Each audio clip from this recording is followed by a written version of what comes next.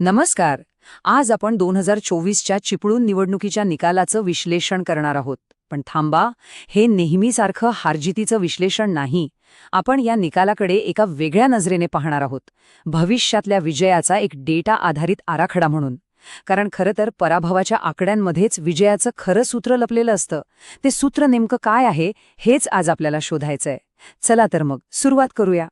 कुठल्याही राजकारणाची मुळं तिथल्या मातीत आणि माणसांमध्ये रुजलेली असतात. चिपळूण, रत्नागिरी जिल्ह्यातला हा प्रदेश. इथलं आयुष्य शेती आणि समुद्राच्या अवतीभोवती फिरतं. इथल्या लोकांच्या गरजा, त्यांच्या समस्या समुद्राच्या लाटांप्रमाणे आणि जमिनीच्या ऋतुचक्राप्रमाणे बदलत राहतात. हे समजून घेतल्याशिवाय इथलं राजकारण आपल्याला कधीच कळणार नाही. आजच्या आपल्या चर्चेचा हा रोडमॅप आहे. आपण आधी जमिनीवरची परिस्थिती समजून घेऊ, मग आकड्यांच्या खोलात शिरू, निकालांची चिरफाड करू आणि या सगळ्याच्या आधारावर भविष्यासाठी एक ठोस आराखडा कसा बनवता येईल यावर बोलू. राजकारण हे काही हवेत घडत नाही. ते लोकांच्या रोजच्या जगण्यात, त्यांच्या सुखदुःखात, त्यांच्या संघर्षात असतं. म्हणून चिपळूणच्या राजकारणाचा अभ्यास करण्याआधी चला तिथली सामाजिक आणि आर्थिक परिस्थिती जवळून पाहूया. म्हणजे बघा, इथली अर्थव्यवस्था पूर्णपणे निसर्गावर अवलंबून आहे.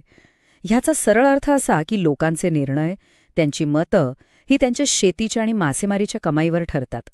त्यामुळं साहजिकच शेती आणि समुद्राचे प्रश्न हेच इथल्या राजकारणाच्या केंद्रस्थानी येतात. चला, आता आपण थेट आकडेवारीकडे वळूया. पण एक गोष्ट लक्षात ठेवा, हे फक्त आकडे नाहीत. हे आकडे म्हणजे या प्रदेशाच्या राजकीय आरोग्याचं रिपोर्ट कार्ड आहे. ते आपल्याला एक सखोल कहाणी सांगतात. सुरुवात करूया मतदारसंघाच्या आकाराने. सुमारे 2,70,000 मतदार. ही एक प्रचंड मोठी संख्या आहे. एवढ्या लोकांच्या आशा आकांक्षा ह्या निकालावर अवलंबून होत्या. आता हा आकडा बघा, 71.2% मतदान. हा काही साधा आकडा नाहीये. ह्यातनं हे स्पष्ट दिसतं की इथले मतदार फक्त मतदानाचा हक्क नाही बजावत, तर ते या संपूर्ण प्रक्रियेत मनापासून सहभागी आहेत. ते जागरूक आहेत. आणि आता सर्वात महत्वाचा आकडा, फक्त 6,867 मतांचा फरक. इतक्या मोठ्या मतदारसंघात इतका कमी फरक म्हणजे काय? याचा अर्थ हा सामना अगदी शेवटच्या क्षणापर्यंत चुरशीचा होता. ही लढाई हारलेली नाही, फक्त थोडक्यात राहिली आहे. योग्य रणनीतीने हे अंतर सहज भरून काढता येतं.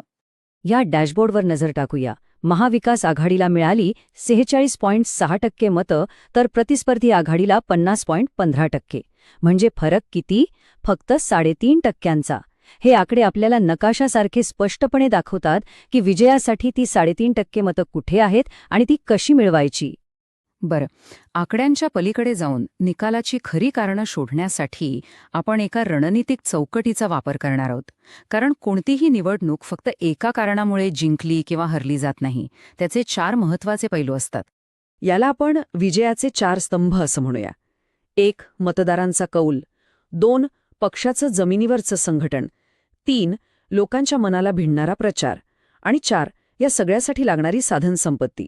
या 4ही आघाड्यांवरची कामगिरीच तुमचा निकाल ठरवते. यातला एकही स्तंभ कच्चा राहिला तर विजयाची इमारत कोसळते. आता संघटनात्मक स्तंभावर लक्ष देऊया. इथे बघा, फरक अगदी स्पष्ट दिसतोय. महाविकास आघाडीची बूथ पातळीवरची यंत्रणा कमकुवत होती, कार्यकर्ते विखुरलेले होते. याउलट प्रतिस्पर्ध्यांची यंत्रणा जास्त मजबूत आणि शिस्तबद्ध होती. जमिनीवरच्या या लढाईत हा एक निर्णायक फरक ठरला. आता कथानकाचा पैलू म्हणजे नॅरेटिव्ह. 2021चा पूर ही फक्त एक नैसर्गिक आपत्ती नव्हती. अनेकांसाठी तो सरकारी दुर्लक्षाचा, प्रशासकीय अपयशाचा परिणाम होता. लोकांच्या या वेदनेला, या अनुभवाला जर प्रचाराचा मुख्य मुद्दा बनवला असता तर लोकांचा विश्वास जिंकणं सोपं झालं असतं. कारण शेवटी जबाबदारीने केलेलं भाषण आणि प्रत्येक नागरिकाच्या प्रतिष्ठेचा आदर हे आपल्या संविधानाची मूल्ये आहेत आणि तीच लोकांना जोडतात. एका निवडणुकीवरून निष्कर्ष काढणं घाईचं ठरू शकतं. चला थोडं मागे जाऊया आणि मागच्या काही निवडणुकांचा ट्रेंड बघूया. यातून आपल्याला चिपळूणचा मतदारांच्या बदलत्या मानसिकेचा आणि या मतदारसंघाच्या राजकीय स्वभावाचा अंदाज येईल. ही आकडेवारी बघा. मतांची टक्केवारी एखाद्या लाटेसारखी कशी वरखाली होतीये. 2019 मध्ये 16% जास्त मताधिक्याने विजय मिळाला होता. पण फक्त 5 वर्षात तोच कौल 3.5% विरोधात गेला. हा जवळपास 20% प्रचंड मोठा स्विंग आहे. यावरून या मतदारसंघाची राजकीय अस्थिरता लक्षात येते. हा बार चार्ट तोच नाट्यमय बदल अधिक स्पष्टपणे दाखवतो. 2019 मधली ती मोठी आघाडी 2024 मध्ये कशी नाहीशी झाली हे यातून एका नजरेत समजतं. आणि हा बदल का झाला याच्या कारणांमध्येच भविष्यातल्या विजयाची गुरुकिल्ली लपलेली आहे. बरं, आत्तापर्यंत आपण पाहिलं की काय चुकलं, कुठे कमी पडलो, पण फक्त समस्या सांगून उपयोग नाही. त्यावर उपाय काय? चला आता निदानानंतर उपचाराकडे वळूया. भविष्यासाठी एका स्पष्ट आणि कृतिशील आराखड्याबद्दल बोलूया. विजयासाठी सगळ्यात महत्त्वाचा असतो तो उमेदवार. तो स्थानिक असावा, त्याची प्रतिमा स्वच्छ असावी आणि त्याला लोकांच्या समस्यांची खोलवर माहिती असावी. तो फक्त एक राजकीय चेहरा नसावा, तर लोकांचा विश्वासू आवाज बनण्याची क्षमता त्याच्यात हवी. विजयाचा मार्ग हा लोकांच्या समस्या सोडवण्यातून जातो. ही आहे मतदारांच्या समस्यांची यादी आणि यात पूर नियंत्रण हा सर्वात महत्त्वाचा आणि तीव्र मुद्दा आहे. या खऱ्याखुऱ्या समस्यांवर बोललं पाहिजे. त्यांना सोडवण्यासाठी एक ठोस कृती आराखडा दिला तरच लोकांचा विश्वास जिंकता येतो. रणनीती फक्त विचारांमध्ये असून चालत नाही, ती जमिनीवर उतरवावी लागते आणि वेळेवर. ही 90 दिवसांची योजना निवडणुकीच्या तयारीला एक शिस्तबद्ध दिशा देते. प्रत्येक दिवसाचं नियोजन, प्रत्येक आठवड्याचं ध्येय, असं केलं तरच विजयाची शक्यता वाढते. आणि आता सर्वात महत्त्वाचा मुद्दा.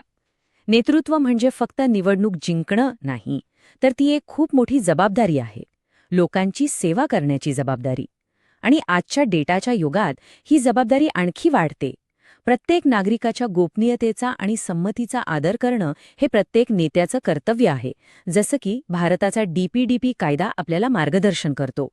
ह्या संपूर्ण विश्लेषणाचं सार या एका वाक्यात आहे. निवडणूक जिंकणं हे ध्येय नाही, ती एक सुरुवात आहे. लोकांचा विश्वास मिळवण्याच्या आणि तो टिकवून ठेवण्याच्या कामाची सुरुवात. सत्ता हे साध्य नाही, तर लोकांच्या सेवेचं एक साधन आहे. जिंकणं हा शेवट नाही, ती एक नवी जबाबदारी आहे. तर मग खरी जबाबदारी काय आहे? खरी जबाबदारी आहे की या डेटाचा वापर करून लोकांच्या समस्या सोडवणे. जर तुम्ही लोकाभिमुख नेते बनून आपल्या मतदारसंघाचा विकास करू इच्छित असाल तर blueprintstrategies.ai शी mgr@blueprintstrategies.ai वर संपर्क साधा किंवा 080 420 41 602 वर कॉल करा.